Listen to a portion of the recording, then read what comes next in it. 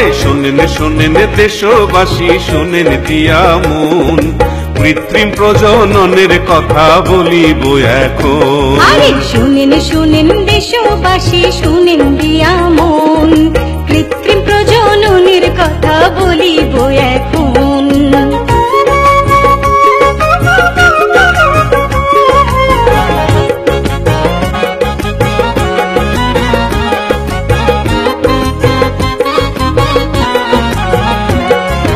জাতির পিতা বঙ্গবন্ধু দেশ স্বাধীনের পরে কৃত্রিম প্রজনন শুরু করেন 1973-এ।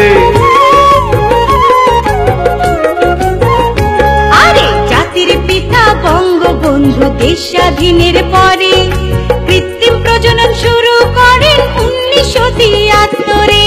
বাংলাদেশে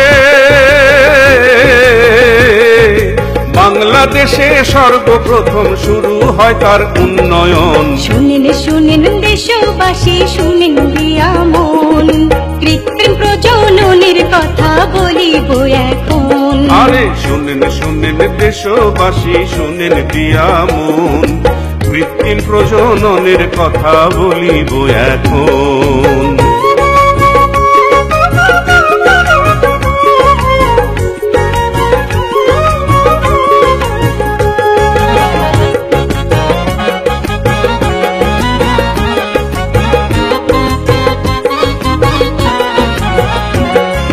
প্রযুক্তির এই নতুন যুগে সবাই বলে ভাই, দেশ ও দেশের উন্নয়নের বিকল্প নাই।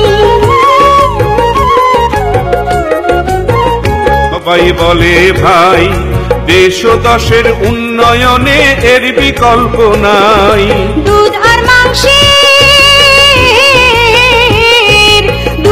মাংসের প্রয়োজনই দরকার কৃত্রিম প্রজনন। শুনেন শুনেন দেশবাসী, শুনেন দিয়া মন, কৃত্রিম প্রজননের কথা বলিব এখন।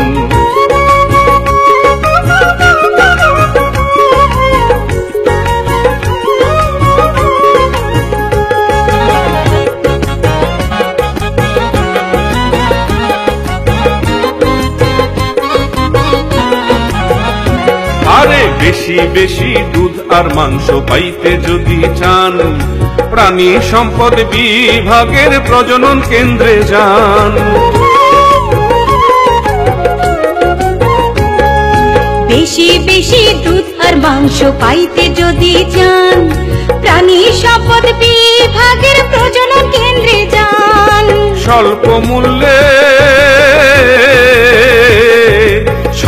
মূল্যে করে প্রজনন করে দেশের উন্নয়ন। শুনেন শুনেন দেশবাসী, শুনেন দিয়া মন, কৃত্রিম প্রজননের কথা বলিব এখন। আরে শুনেন শুনেন দেশবাসী, শুনেন দিয়া মন, কৃত্রিম প্রজননের কথা বলিব এখন।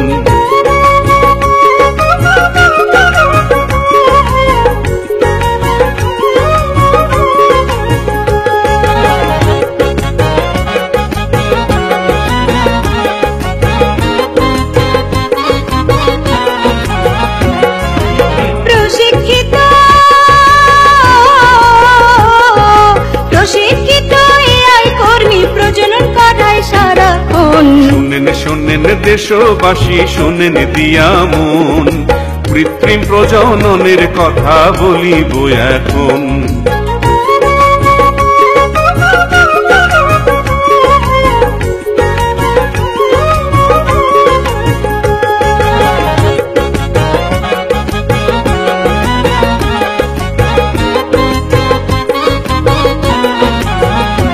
আরে প্রাণী সম্পদ অধিদপ্তর করছে উন্নয়ন, ভ্রূণ স্থানান্তর প্রক্রিয়া তার শ্রেষ্ঠ নিদর্শন।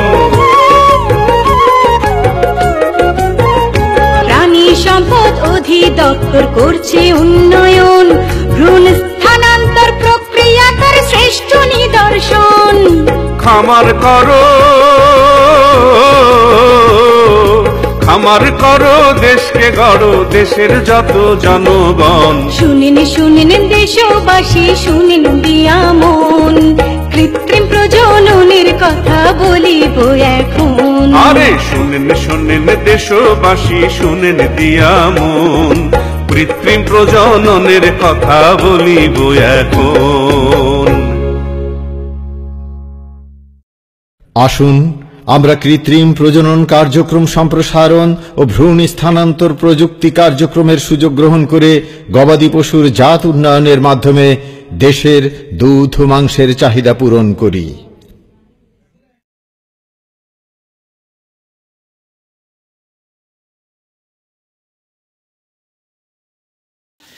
এই গরুর বীজের কাগজটা আছে নাকি একটু দেখেন দেখি। সরকারি বীজের বাচ্চা এই গরুর থেকে হয়েছে।